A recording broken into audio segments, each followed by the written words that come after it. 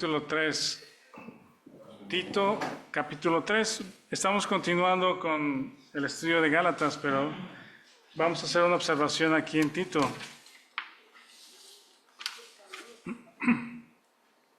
Tito 3. Este texto, si se recuerdan, cuando en este caso Joshua iba a compartir el fruto de bondad, en la semana le pregunté cuál texto nos sugieres para que la iglesia lo lea previo a la exposición, al domingo de bondad. Y me pasó este texto. Entonces lo leí o estaba leyéndolo ese día, uno de esos días, y mi reacción al leerlo fue así como wow, me impresionó,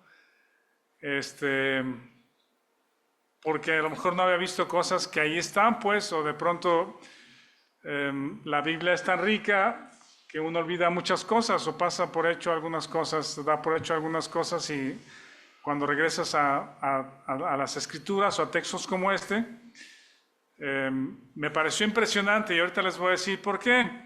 En este texto es quizá uno de los mejores versículos o secciones de las escrituras donde nos explica lo que es el nuevo nacimiento.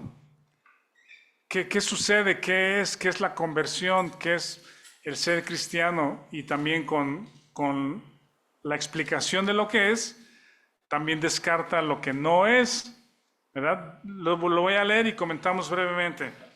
Miren, dice Tito 3, del 1 al 8.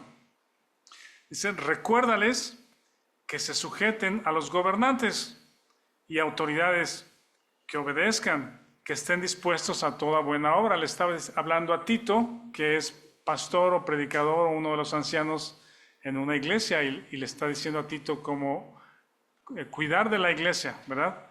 Número 2 dice: que a nadie difamen, que no sean pendencieros, la iglesia, sino amables, mostrando toda mansedumbre. Uno de los frutos, una de las gracias del fruto del Espíritu, para con todos los hombres.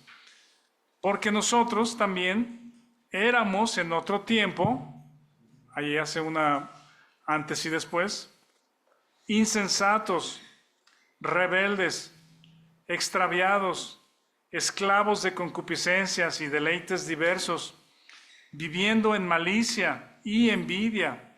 Y vean esto: aborrecibles y aborreciéndonos unos a otros. Eso me pareció, cuando lo volví a leer en esa semana, impresionante, porque está describiendo lo que es la naturaleza de Adán o las características de las personas que viven en Adán, con la naturaleza de Adán, la naturaleza corrupta sin Dios, ¿verdad? Y luego dice el 4, igual que en Efesios 2, pero, en Efesios 2 se acuerdan, dice: pero Dios, que es rico en misericordia. Hay un pero, hay una intervención de parte de Dios. Dice: pero cuando se manifestó la bondad, que fue el tema de Joshua, de Dios nuestro Salvador, y su amor para con los hombres, nos salvó, no por obras de justicia que nosotros hubiéramos hecho. ¿Por qué? Porque no podíamos, ¿verdad? Porque éramos otra cosa, no podíamos. Sino por su misericordia, por el lavamiento de la regeneración y por la renovación en el Espíritu Santo, el cual, o sea, el Espíritu Santo, Dios, lo derramó en nosotros abundantemente por Jesucristo nuestro Salvador, para que, justificados por su gracia, viniésemos a ser herederos conforme a la esperanza de la vida eterna. Palabra fiel es esta. Y en estas cosas quiero que insistas con firmeza, para que los que creen en Dios procuren ocuparse en buenas obras. Estas cosas son buenas y útiles a los hombres. Me pareció impresionante, y mi expresión fue así como wow. Está en una sección de 8 versículos, está el Evangelio y la descripción de la vida pasada, la intervención de Dios para salvación, lo que aportamos nosotros, que no fue nada, sino la fe dada por Dios, pero el rescate y nos salvó fue Él. Y la palabra regeneración justamente significa eso, un renacimiento, ser regenerado, eres otro. ¿Sí? Efesios diría, o Pablo, una nueva creación en Cristo. Esta doctrina de Pablo, o lo que Pablo está escribiendo y describiendo en estas doctrinas del nuevo nacimiento, de la justificación, de la gracia, en la mayoría de sus cartas, si no es en todas, es mal entendido, o es menospreciado, o es pasado por alto por muchos creyentes. Es un renacimiento, es una regeneración.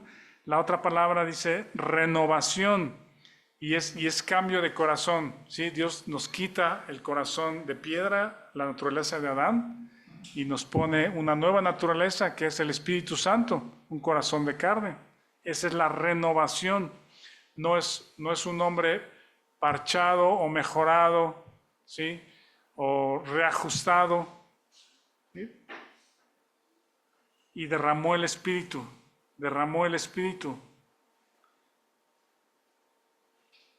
La descripción de lo que es ser creyente también entonces nos indica o nos da luz respecto a lo que no es. Si han escuchado a alguien decir, por ejemplo, alguna ocasión, sobre todo luego hay gente conocida o celebridades o gente conocida en diferentes medios, que pues porque están a la luz del público, de las entrevistas o de las cámaras y todo eso, escuchamos decir, me convertí en cristiano, ¿verdad? Si escuchan esa frase, convertirse en cristiano, realmente no significa nada. Es decir, el texto bíblico nos enseña que es como los tesalonicenses que se convirtieron a Dios.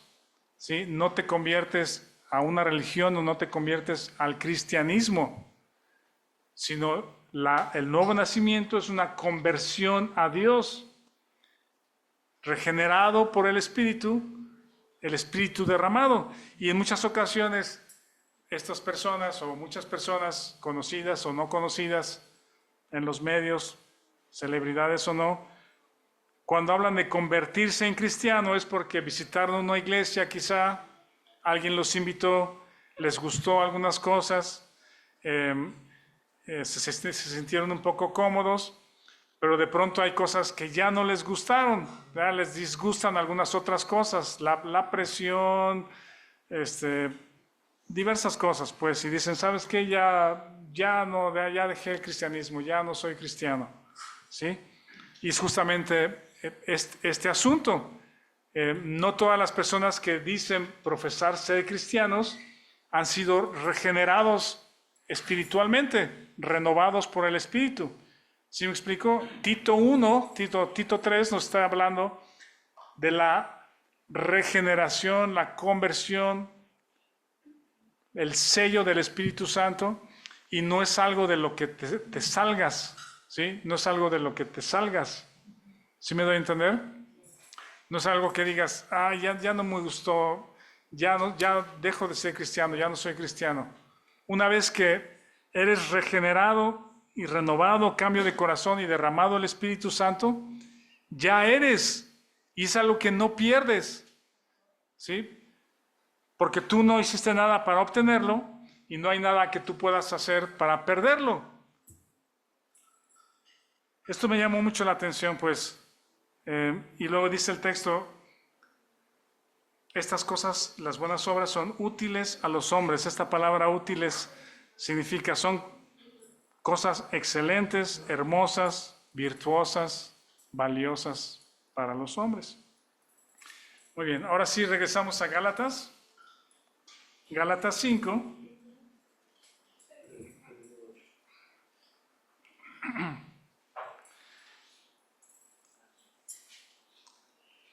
Cuando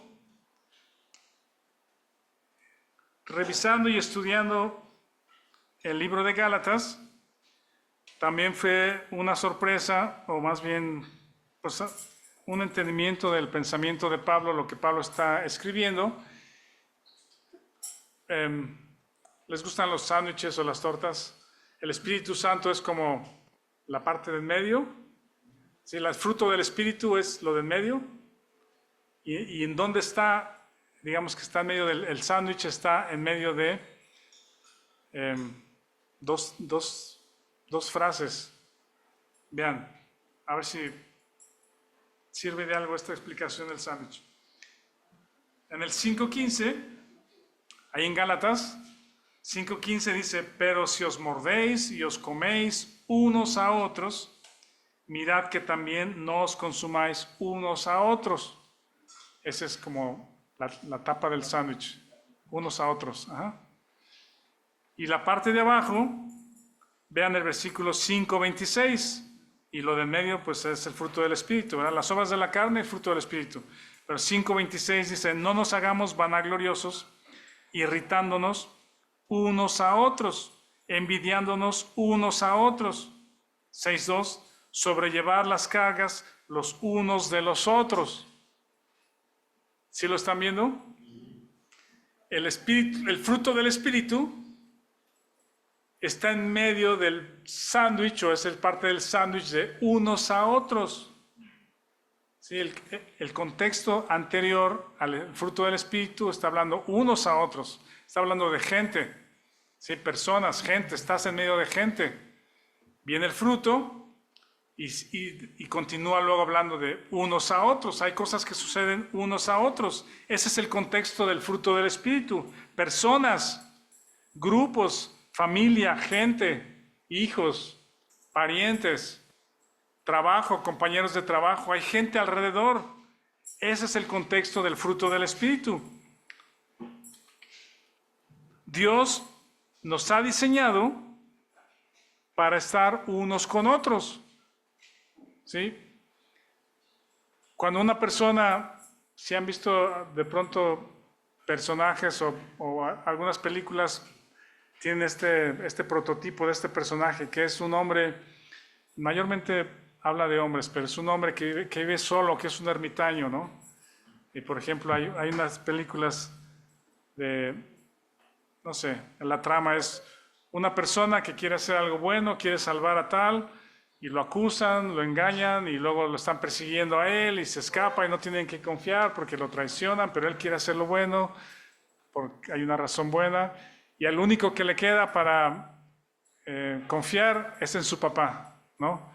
Entonces va a buscar a su papá, y su papá vive por allá en una cabaña, alejado, solo, ermitaño, todo amargado, porque dejó a su familia, porque fue un mal padre, ¿no? Sí ubican este tipo de prototipo de personajes, ¿no? Dios no diseñó a los individuos, ¿no? Dios no nos diseñó a nosotros para que fuésemos como ermitaños viviendo solo, alejados, sino nos pone en medio de personas.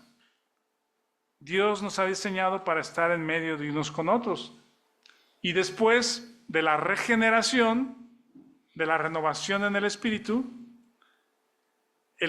Santo tiene un propósito para dar su fruto, y es tocar la vida de esos unos a otros, ¿sí? De esas personas alrededor de nosotros.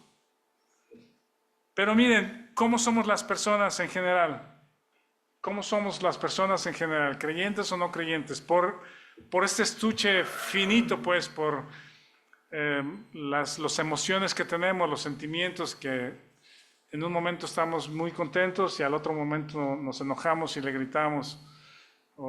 Y estos pensamientos que en un momento somos muy optimistas, que las cosas van a marchar bien y sucede algo, y nos vamos al suelo pensando que todo está terrible, tengo temor, no quiero salir, ¿verdad? Entonces, esta mente voluble, estas emociones cambiantes, que están influenciadas por lo externo, y este cuerpo finito, ¿no? Que se daña, se enferma, se cansa, etc. Entonces, aún siendo creyente, con estos tres elementos tan cambiantes y frágiles, los individuos somos como una caja de Pandora, no sabemos qué esperar de las personas en muchas ocasiones, ¿sí? Somos volubles, cambiantes, decepcionamos a las personas, ¿sí? Las personas a veces tienen expectativas de nosotros y nosotros nos encargamos de derribárselas, ¿no? Decepcionarlos. Tenemos temores, nos alejamos de las personas por temores, hablamos a veces de más, a veces hablamos, comentamos y decimos chispas, no debía haber dicho eso, disculpe, ¿no? Hablamos de más, nos comunicamos incorrectamente en muchas ocasiones, ¿no?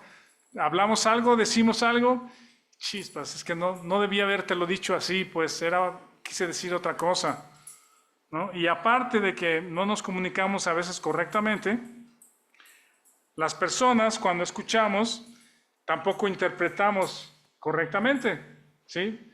Tenemos nuestras propias interpretaciones de lo que las otras personas dicen o hacen o tienen diferentes actitudes, ¿sí? Juzgamos en base a esas malas interpretaciones, sacamos conclusiones equivocadas, como vemos algo que sucede, es el A, y luego vemos otra cosa que sucede o que dicen o hacen, y es el C, y sumamos A más C, y luego hay otra cosa y sumamos el E, y con el A, C, D, sacamos una conclusión.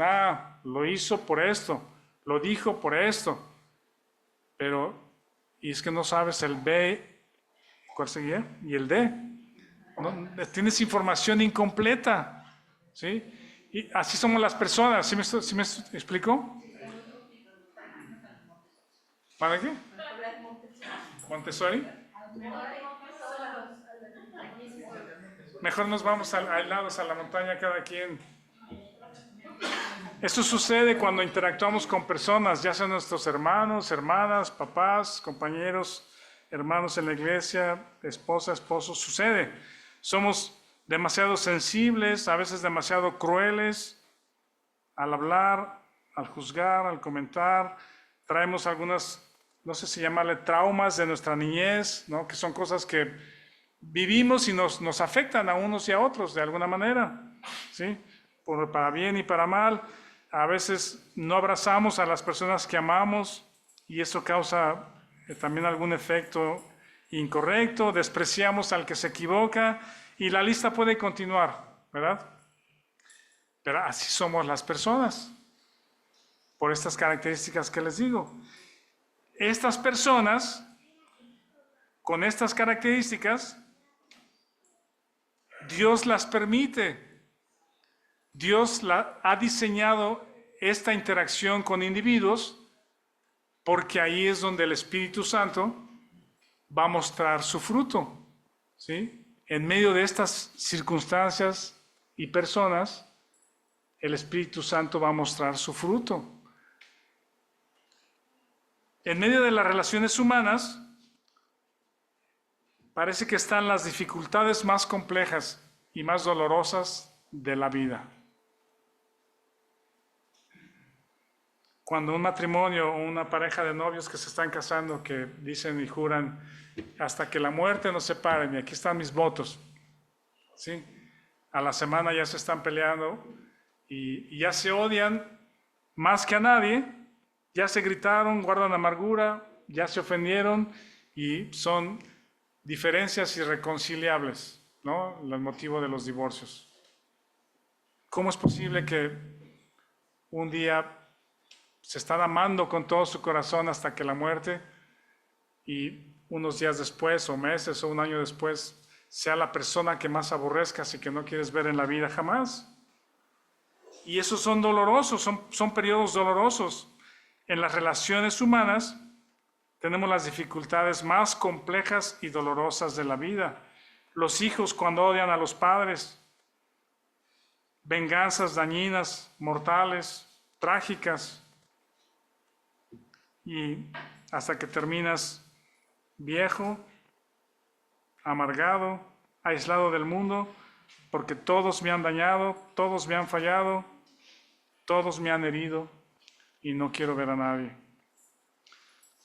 Pero ahí mismo, en las relaciones interpersonales, es donde los individuos que no conocen a Dios pueden conocerlo y logran ver el poder de Dios en el que ha sido regenerado y ha sido renovado,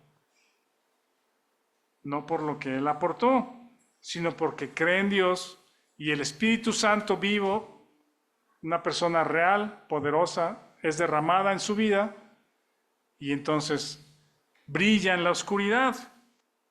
Cristo en ti, unos a otros. La otra razón por la que Dios permite las relaciones interpersonales, y espero que se la graben bien, es porque es el camino para llevarnos a la cruz. Es el camino para que el creyente se considere muerto juntamente con Cristo. Es el camino de aprendizaje, de dependencia en Él y no en mí. Y miren, cuando la Biblia dice unos a otros, ¿de cuáles eres tú? ¿O eres de unos o eres de los otros?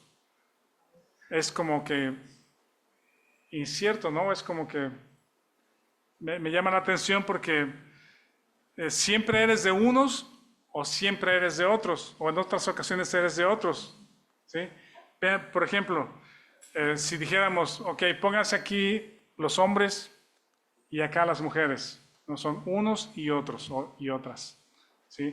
Siempre va a haber pugnas entre los varones y las mujeres. Siempre va a haber pugnas entre unos y otros en este sentido. Siempre podemos cortar el pastel de diferentes formas. Podemos ser adultos o jóvenes. ¿De cuál eres? ¿Eres de los unos o eres de los otros? ¿Sí? Siempre vas a ser de unos o de otros. Casado, soltero, con bienes o sin bienes, patrón o empleado, andas en coche o en camión, o siempre es de unos y de otros. Y siempre va a haber, vas a ser opuesto a alguien más. Siempre vas a ser opuesto a alguien más. El que tiene un pensamiento con el hemisferio izquierdo y tú eres del lado derecho, ¿no? Siempre va a haber unos y otros. En el contexto de unos y otros está el fruto del Espíritu. ¿Me ayudas con la primera foto del PowerPoint, por favor? ¿El PowerPoint? Sí. Víctor y yo tenemos una colección de frases célebres como esta. Un día vamos a hacer un libro. ¿Eh? A ver, dale.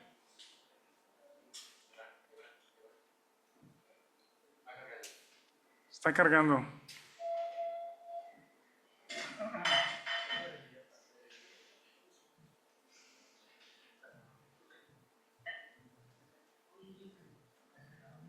Vamos, vamos, vamos. ¿Lo quieren leer todos juntos? 1, 2, 3.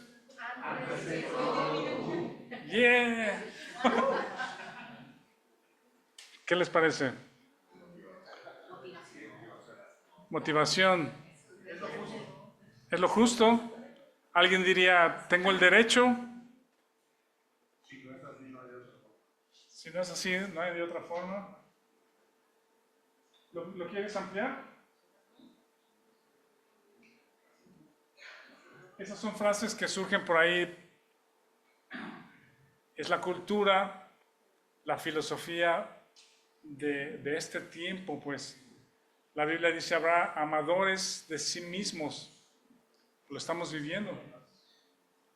A ver, dale al que sigue, por favor.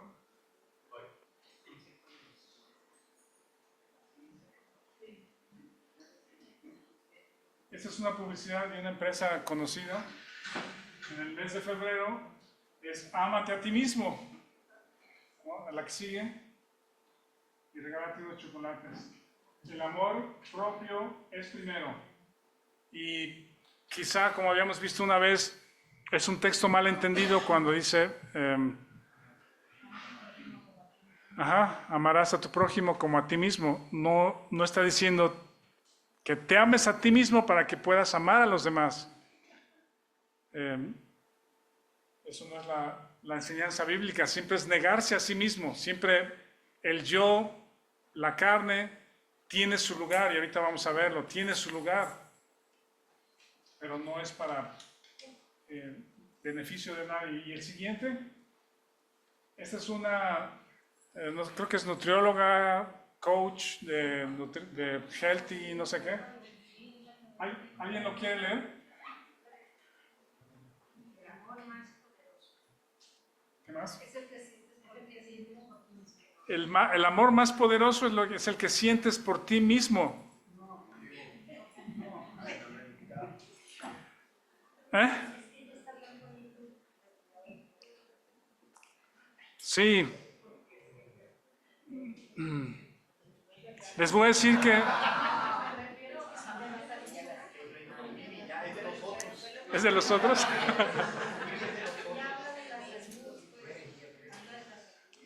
Pero es que no solo es eso, o sea, sí habla de la ciudad, de la salud, cuidarte, hacer ejercicio, comer bien, pero va involucrado todo lo demás.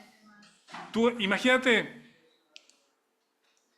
tú eres primero, ¿sí? Tú te lo mereces, es tu derecho estar contigo mismo. Y ese es el engaño, justamente. Algún día esta mujer estaba dando una entrevista, está divorciada 1, 2, no sé, veces. El divorcio habla mucho, pues, y yo sé que Dios regenera familias y personas y matrimonios, pero el divorcio es algo tremendo, egoísta, pues.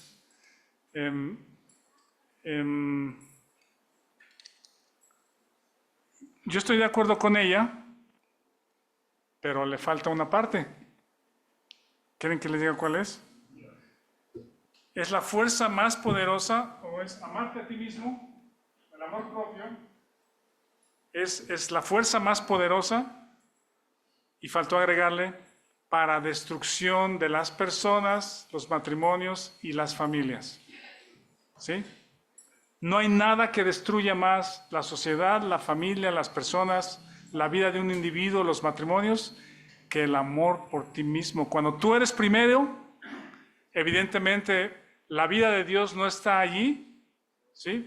La carne es la que gobierna, la carne está al tope, está en control, y entonces vienen las obras de la carne, y llámale como quieras, y se manifiesta, son evidentes.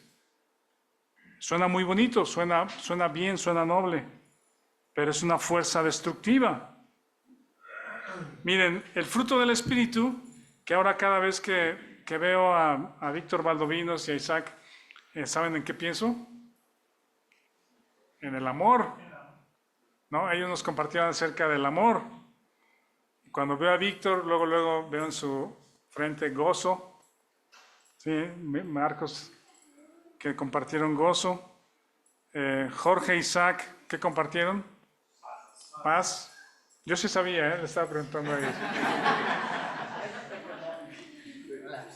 Paz y paciencia no los perdimos, pero digo, no estuvimos aquí, pero lo escuchamos desde Zoom.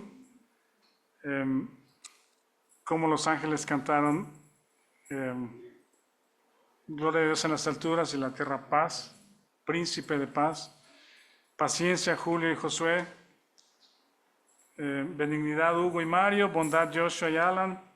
Fe, Oscar y Abraham. Mansedumbre, Héctor y Mario. Y templanza, Víctor. Ese es el carácter de Cristo. Cuando en Tito leímos que el Espíritu Santo fue derramado, es porque el carácter de Cristo ya está en ti, ¿sí? Y estás siendo formado a la imagen de Cristo. En la semana previa al Super Bowl, el Supertazón del 9 de febrero, en la semana previa, salió una noticia de un periodista de origen mexicano, quizás lo escucharon. Vive en Estados Unidos, creo que hizo su carrera en Estados Unidos, vivió allá. Salió una noticia de periodista mexicano, aparece muerto, murió periodista mexicano.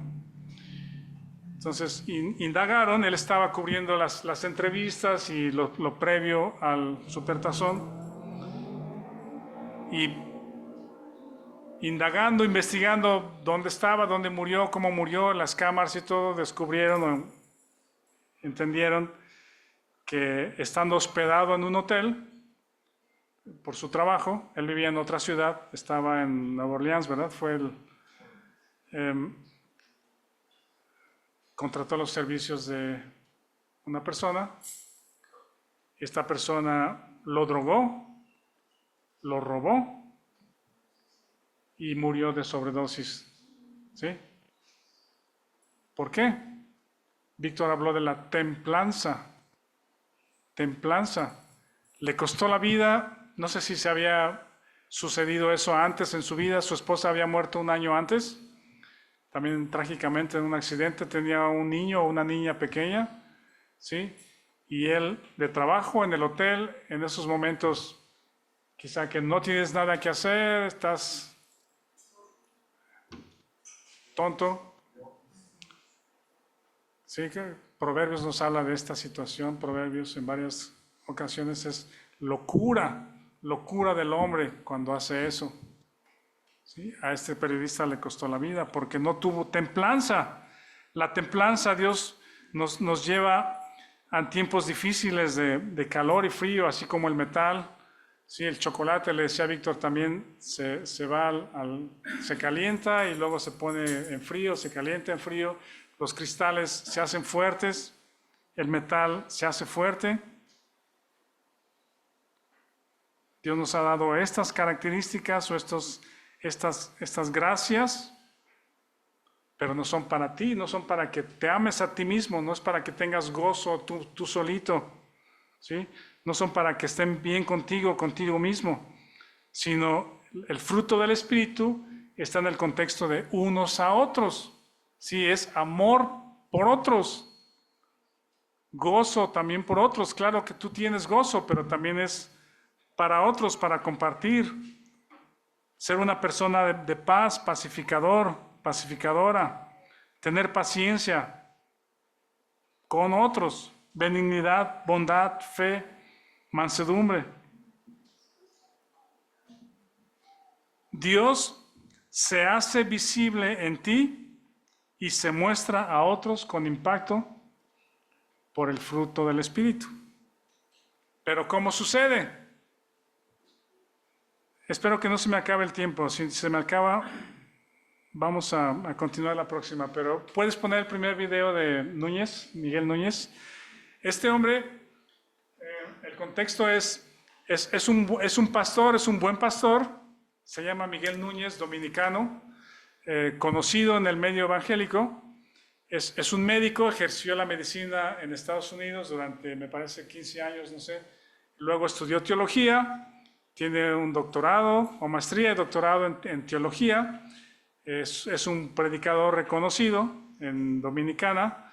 Es pastor de la iglesia.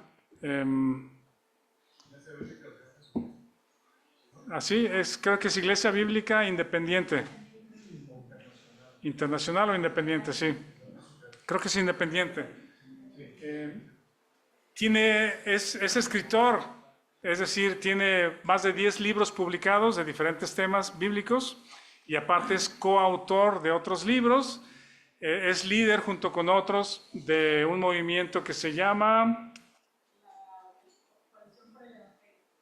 También participa ahí, ¿sí? Y participa en muchas cosas, pues es un creyente que Dios usa. En este sentido lo respeto, pero escuchen. A ver si en esta pequeña sección ustedes identifican Pedro algo. estaba ahí y tú y yo hemos estado ahí en algún momento, quizás lo estaremos en el futuro. ¿Tú crees que tú puedes? No, no puedes. Separados de Cristo, nada podéis hacer. Pero resulta que el orgullo me separa de Cristo porque se vuelve en mi contra. A ver, está ahí si quieren. El orgullo siempre... ¿Detectaron algo? ¿Alguna frase? ¿Todo bien? A ver, otra vez. Ajá. Delante de la destrucción va el orgullo y delante de la caída la arrogancia de espíritu. 2 veces en el mismo versículo, porque en esencia son como frases sinónimas. Pero Delante de la destrucción va el orgullo. Y delante de la caída que me destruye, va qué cosa, la arrogancia del espíritu. Escucha.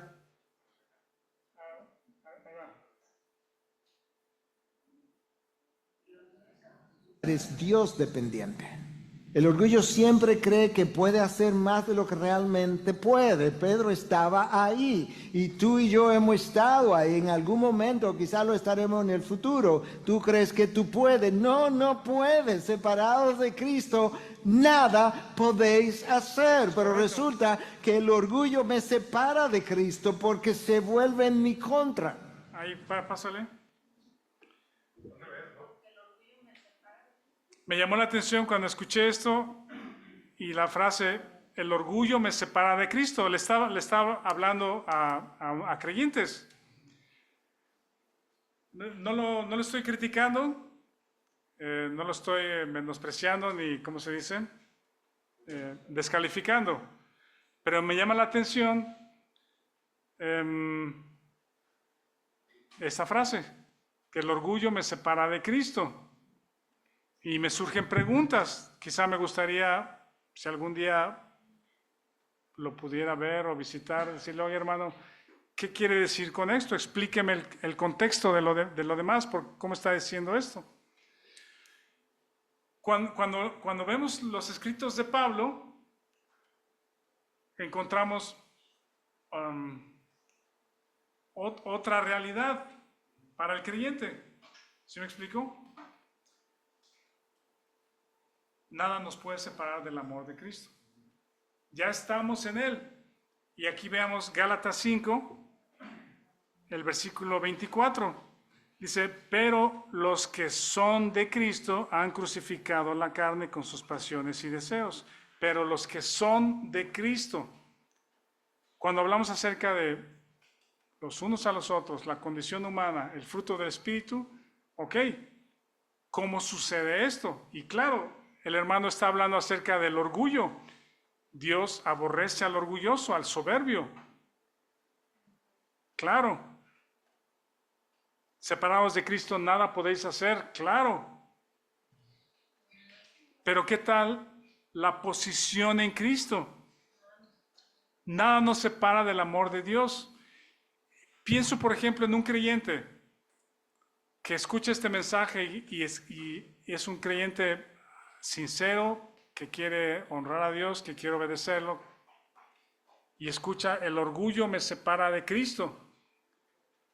Híjole, ok, voy a hacer esta semana, tratar de no ser orgulloso, pues, y esa es la carga pesada que tiene el creyente, ¿sí? La exhortación está muy bien, la exhortación está bien, poder identificar esa parte. ¿Contra qué está Dios en contra? ¿Qué es lo que Dios aborrece? Aborrece la carne. ¿Aborrece Dios el orgullo? Claro, porque es de la carne. Dios no espera que la carne mejore. Dios no espera que la carne se vuelva menos orgullosa y un poquito más humilde. ¿Sí lo ven esto? El creyente está sellado con el Espíritu, es propiedad de Dios, nada nos separa del amor de Cristo, nada nos quita de la posición en Él. Estamos en Cristo, en Dios, según Colosenses, muertos en Adán al pecado, vivos para con Dios. Dios aborrece la carne, no acepta nada de ella, solo el destino de la carne es estar inhabilitada en la cruz. La carne evitará a toda costa estar anulada en la cruz. La carne quiere protagonismo, no quiere ser anulada. Esta frase de los que son de Cristo han crucificado la carne, este verbo que es han crucificado, es un verbo que está en un tiempo que en el español no existe, que se llama aoristo. En español tenemos el pasado o pretérito perfecto o el pretérito imperfecto. Y aoristo es un pretérito, pero es un pretérito simple. que no está ajustado al tiempo. No soy experto en el griego, pero es una cuestión de una sola vez. ¿Sí? Han crucificado, sucede una sola vez en el pasado, ya está terminado. Y este es el único versículo en la Biblia, que nos da la idea de que la carne está crucificada. Es decir, pues parece que literalmente es lo que está diciendo. Los que son de Cristo han crucificado la carne. El asunto es de que tenemos que, cualquier maestro de, ¿cómo se dice?, hermenéutica o interpretación bíblica nos va a decir o les va a decir que no es correcto basar una doctrina en un solo versículo. De ahí surgen sectas y doctrinas mega equivocadas, ¿no? Porque la Biblia dice, aquí está, la Biblia dice, estás totalmente equivocado porque no estás alineando las escrituras como deben de ser en su contexto y en una doctrina correcta. Tendríamos que alinear sin forzar este versículo de que los que son de Cristo han crucificado la carne con el versículo previo de Gálatas 2:20. Con Cristo estoy juntamente crucificado. Y con Romanos 6:6, el viejo hombre fue crucificado juntamente con Cristo. No quiero pasar mucho tiempo hoy porque todavía tengo algo que avanzar, pero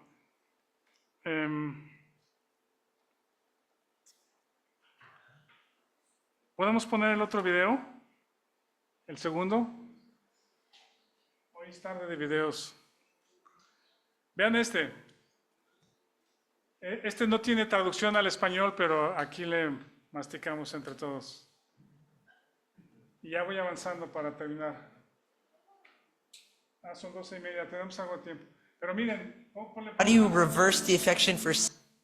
I've heard that este es es en la iglesia, ¿cómo se llama? La de John MacArthur.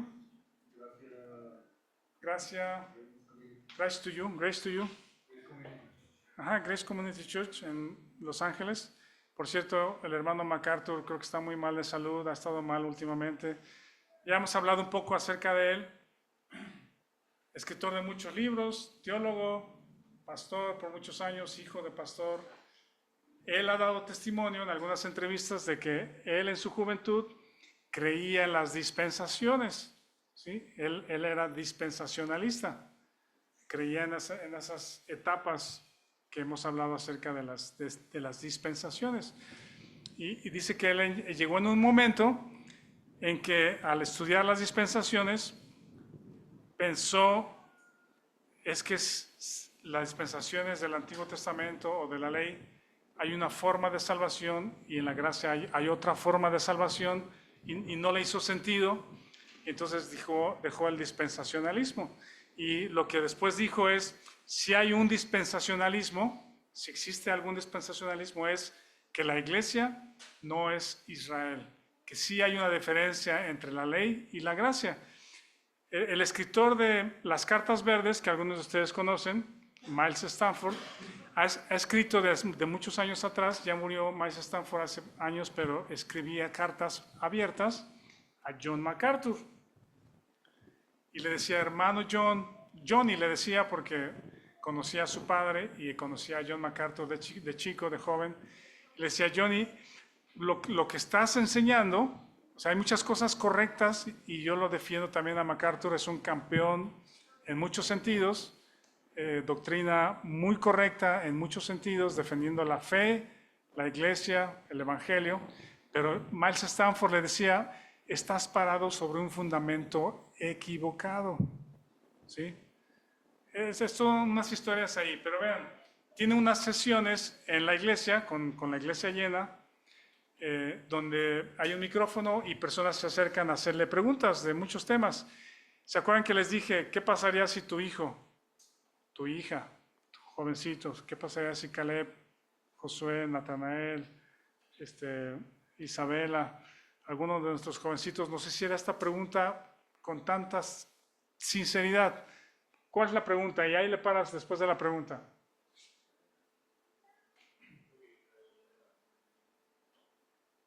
I was wondering, I've heard that the best way to kill sin is by having a greater affection for God. And I was wondering, how do you reverse the affection for sin toward a greater affection for Christ in order to kill that sin? Ahí. Habla de tres cosas. ¿Cuál es la mejor manera para matar al pecado? ¿Verdad? Y dice, porque he escuchado que tienes que tener un afecto mayor por algo o por Dios para dejar el afecto por el pecado. ¿Sí? El joven me llamó la atención su primera pregunta, pero luego él mismo conduce la pregunta hacia el afecto por Dios y el afecto por el pecado, ¿no? ¿Sí están conmigo hasta aquí? ¿Sí? ¿Cómo le responderías tú al joven? Con manzanas. ¿Cuál es la mejor manera de matar al pecado?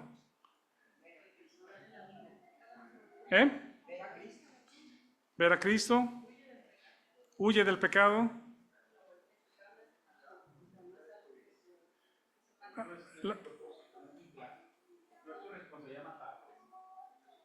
Tiene varias. La respuesta tiene que apuntar directamente a la cruz, a la crucifixión, ¿verdad? Y la misma pregunta plantea un problema porque dice, ¿cuál es la mejor manera? Es que no hay mejor y peores, solo hay una manera. Y eso es lo que Pablo está enseñando una y otra vez en sus cartas. Y vamos a ver la respuesta.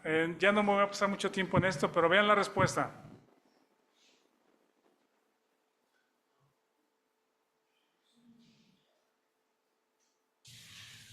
God is so magnificent, and particularly as he has revealed himself in Christ. God spoke, Hebrews 1 says, in time past, Dios habló in many ways de muchas formas to the en el fathers, caso but in these last days he's spoken unto us in his Son, pero en los últimos días nos who ha hablado is por el the Hijo, image of the invisible God. So la imagen de for Dios me, invisible. it's the beauty of Christ that overpowers the attraction of sin. Hasta ahí. Es la belleza de Cristo que ¿qué? Que domina o overpowers, que es como que opaca el afecto por el pecado. Y la respuesta continúa en ese sentido. Dice, cuando ves la magnificencia de Cristo, el poder, la maravilla, la belleza de Cristo, entonces dejas el afecto por el pecado. Si quieren, hasta aquí, ahí perdón, es el otro. Pero otra vez, no estoy menospreciando ni descalificando al hermano MacArthur. Y quizás hay otras preguntas que hacerlo. Ok, hermano, y la cruz, el mensaje de Pablo de la cruz, de que estoy muerto juntamente con Cristo. Miren, hemos sido bendecidos. Tú al escuchar este mensaje, si no lo has escuchado antes, y muchos creyentes más, al tener la gracia o la bendición de parte de Dios de la iluminación de estas verdades en las Escrituras. Lo que estoy diciendo, lo que estamos enseñando, no es algo inventado por alguien, ¿no? Agarrado de aquí para allá, malinterpretando y forzando versículos, sino creo que es algo tan claro en las cartas de Pablo respecto a la crucifixión y co-crucifixión, que estoy muerto al pecado, vivo para con Dios, ¿sí? Que la respuesta tendría que ser muy sencilla.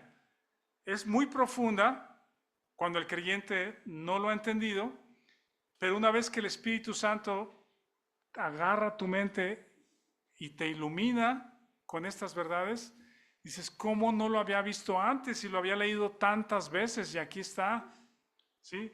Si mi hijo o mi hija me preguntaran, papá, ¿cuál es la mejor manera para matar el pecado?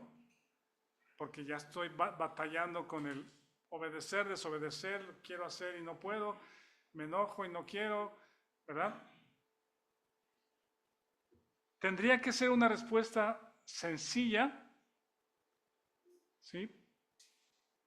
No confusa, clara y tomada del texto bíblico de Pablo para la iglesia. Yo le diría algo así. Cuando naces de nuevo, por el poder del Espíritu, cuando naces de nuevo y creces en Dios, en Jesucristo como tu Salvador, dos cosas suceden. Cristo murió por ti, pagó tus pecados, con su sangre borró tus pecados, los pagó, fue acepto para con Dios, murió en tu lugar. Y la otra cosa que sucedió es que tú moriste con Él. Tu relación con Adán murió en la cruz. Dios te sacó de Adán y te puso en Cristo. ¿Sí? Murió el viejo hombre una vez terminado. Y el mal que mora en mí, que también creo que es sinónimo de la carne y también sinónimo de el cuerpo del pecado, de Romanos 6, Dios permite que permanezca. ¿Sí? No mejora, no cambia, no la podemos controlar. Pero cuando yo creo y me considero muerto juntamente con Cristo, ¿sí? Es un acto de fe. La carne no tiene por qué dominarme, está inactiva. Y el Espíritu está inactiva por el Espíritu. Y el Espíritu está en libertad para producir la vida de Cristo en mí. Algo así le diría. ¿Sí? Y claro, es verdad el tema de la magnificencia de Cristo, la belleza de Él, su obra maestra en la cruz. La persona más relevante en la iglesia y de toda la Biblia es la persona de Jesucristo, es exaltado sobre todo nombre. Así es como el creyente puede gozar o puede tener o ver el fruto del Espíritu en su vida. Voy a terminar con esto, podemos avanzar luego en otras cosas, pero ese fruto, ¿vale? ¿Iban a decir algo? Perdón. Ese fruto del Espíritu, veo dos propósitos. ¿Alguien quiere leer Gálatas 6, versículo 1 y versículo 2? Y con esto vamos terminando. Gálatas 6, versículo 1 y versículo 2. Hermanos, si alguno fuere sorprendido en alguna falta, vosotros que sois espirituales, restauradle con espíritu de mansedumbre, considerándote a ti mismo, no sea que tú también seas tentado. Sobrellevad los unos las cargas de los otros y cumplid así la ley de Cristo. Gracias. ¿Puedes ir poniendo el otro PowerPoint? La que sigue, por favor, en lo que seguimos para que se cargue. Gracias, Vic. Dos propósitos. En medio de unos a otros, Dios nos da el fruto del Espíritu, que no es para ti, sino es para bendecir, es útil a los hombres. Y tiene dos propósitos. 6.1 dice, si alguno fuera sorprendido en alguna falta, es en alguna caída, si algún creyente resbala, cae, peca, ¿en qué sentido? En el sentido de las obras de la carne. Si hay algún creyente alrededor tuyo que de pronto manifiesta en su carne, en su vida, idolatría, hechicería, enemistad, se peleó con su hermana y nomás no se hablan, pues, sí, están peleados, se agarraron a golpes, se dijeron cosas bien feas y son creyentes. ¿Sucede eso o no? Todos los días. Las hermanas. ¿Eh? Es pecado y la Biblia habla de esto. Alguna falta. Falta es cayó, resbala. Dice, Dios te ha capacitado a ti con mansedumbre, en este caso lo menciona, vosotros con espíritu de mansedumbre, para que lo restaures, ¿sí? ¿Cómo lo vas a restaurar? ¿Cómo vas a reparar o ajustar? Es el significado, enseñándole la verdad. Cualquiera de nosotros pudiéramos, en un momento de incredulidad, tener una de las obras de la carne, un enojo, ¿sí? ¿Mande? Sí, una amargura, una ira, y de estas cosas que hemos visto. Cuando son evidentes, alguien a tu alrededor puede llevarte y conducirte a la cruz, restaurar con espíritu de mansedumbre, considerándote a ti mismo, no sea que tú también seas tentado. Recordamos por Héctor que nos compartió la mansedumbre, es poder bajo control, aprender de mí que soy manso y humilde. Jesucristo no abrió su boca, no reclamó sus derechos. Hay veces personas que nos ofenden, ¿sí? Los que son espirituales, los que han aprendido el camino de la cruz o a considerarse muertos a sí mismos en la cruz, han aprendido eso con el tiempo y con los años, a depender en el espíritu y no en la carne. Puedes instruir y ayudar al que ha caído, sin juzgarlo, animándolo.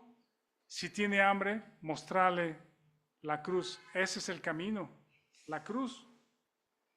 Y el segundo propósito, en el versículo 2, dice, sobrellevad los unos las cargas de los otros y cumplid así la ley de Cristo. La ley de Cristo es el amor. Dios te ha hecho fuerte, te ha dado entendimiento para poder discernir, para poder enseñar a otros, empezando con nuestra familia, con nuestros hijos, y levantarlos, esa es la palabra, levantarlos, sobrellevar, levantar al que está herido, al que está débil, al que está caído. Es lo que el Señor hizo por nosotros. La bondad de Dios se manifestó y nos salvó.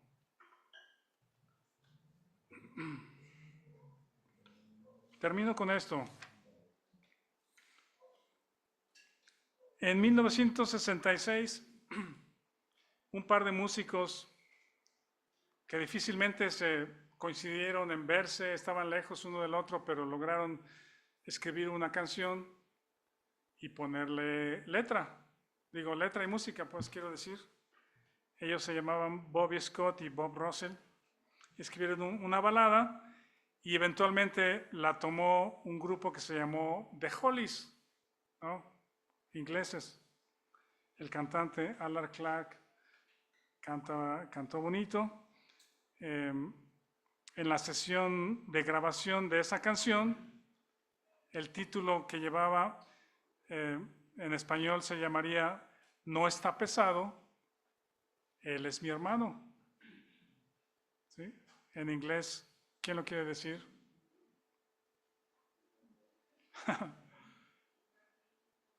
Dice, he ain't heavy, he's my brother. Hay una versión ahí de una fotografía. ¿Quieres poner la otra?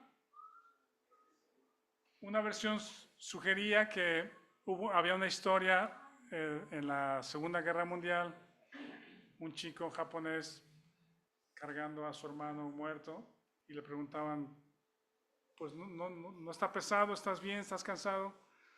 Y él respondía, no está pesado, es mi hermano, y con toda entereza y firmeza está el joven parado. ¿Le regresas al otro?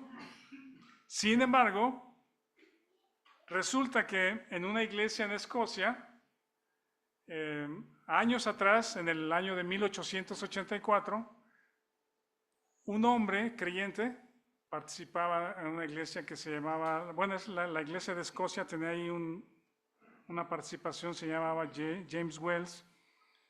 en un libro, escribió un libro que se llama Las Parábolas de Jesús. Las Parábolas de Jesús, un hombre creyente.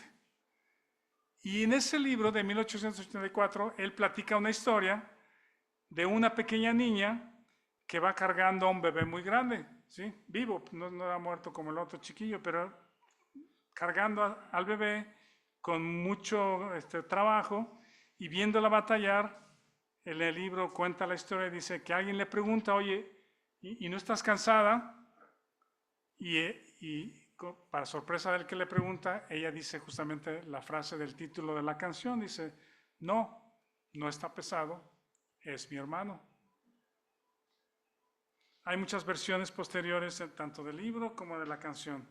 Les voy a leer la letra de la canción.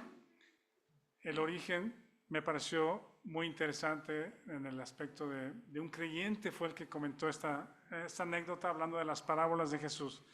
Dice, y con eso termino, el camino es largo, con muchas curvas sinuosas, que nos lleva a quién sabe dónde,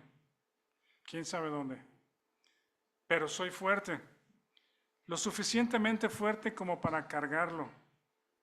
No está pesado, es mi hermano. Y aquí vamos. Su bienestar es mi preocupación. Él no es ninguna carga. Vamos a llegar allá. Porque yo sé que Él no me estorba. No está pesado, no es pesado, es mi hermano. Si de algo estoy cansado, por alguna razón, estoy cargado de tristeza, porque el corazón de todas las personas no está lleno de gozo y de amor los unos por los otros. Es un camino muy largo, del cual no hay retorno. Y mientras estamos en el camino, ¿por qué no compartir? Y la carga no me pesa en absoluto. No es pesado, es mi hermano. No es pesado, es mi hermano. Hermanos, Dios te ha equipado con el Espíritu Santo. Si fuiste regenerado y transformado por el poder de Dios, tienes el poder del Espíritu Santo. Y la cruz, para considerarnos muertos juntamente con Cristo, la carne no tiene control, el pecado no nos domina y el Espíritu Santo puede manifestarse en tu vida. Su fruto, para restaurar a tu hermano, a tu hermana, sobrellevar las cargas los unos de los otros, no con un amor propio, pensando que yo soy más que todos, que yo merezco todo, que todo es para mí, que todo es por mí, que amarme a mí es lo primero. Eso no es el amor de Cristo. A veces tú eres fuerte para cargar, ¿sí? A veces tú eres el fuerte en la casa. A veces la esposa es la fuerte. A veces el esposo es el fuerte. En la iglesia, en la familia, tú eres el fuerte, porque tu fuerza proviene de la fuerza de Dios, no tuya. Pero otras veces necesitamos que alguien ponga su hombro por nosotros, que alguien nos levante, porque estamos cansados, débiles, caídos, y en nuestra debilidad necesitamos a nuestros hermanos y a nuestras hermanas en Cristo. Gracias. Gracias, Jorge.